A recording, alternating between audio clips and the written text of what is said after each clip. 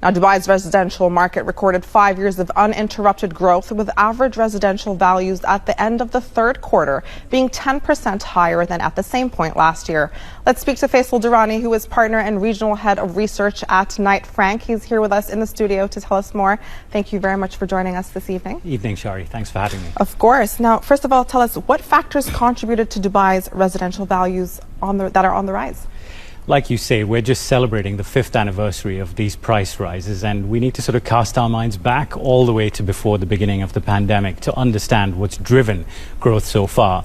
And it's all of those wonderful factors that makes Dubai such a great place to live, work and invest. The climate, the safety and security, the rule of law. But it is also Dubai's relative affordability on the global stage when it comes to house prices that makes it so attractive. And of course, that has contributed to an exceptional amount of international demand, which has continued to push prices up.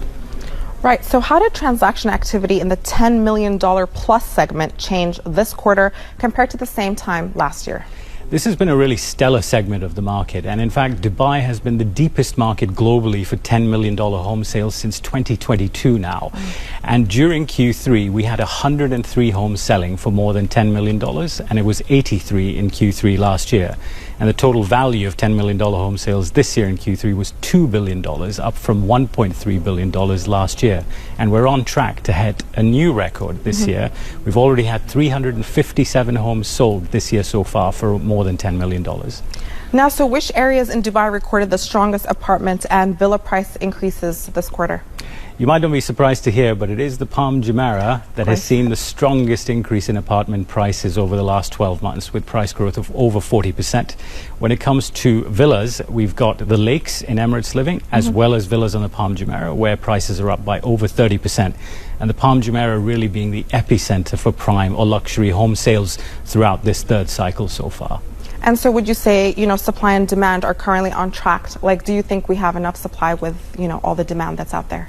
This is the million-dollar question. We've been tracking supply quite closely, and we're actually growing concerned with the volume of stock that is being announced on a daily basis. Thus far, we're tracking around 350,000 homes that are due to be delivered between 2026 and 2030.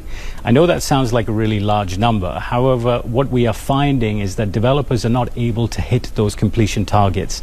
Over the last 3 years, it's averaged 60%.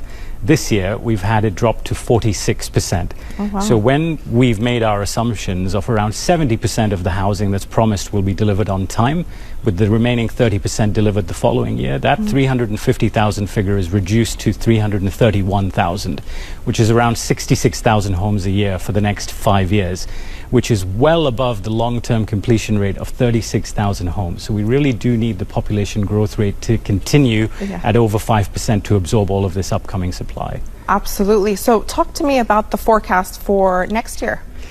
That's another really good question. I mean, if you think about where we are today, we've seen about 78% growth in house prices over the last 5 years.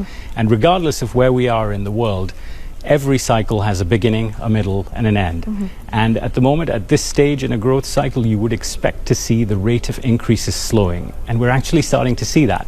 At the beginning of this cycle, prices were growing by around 2% a quarter.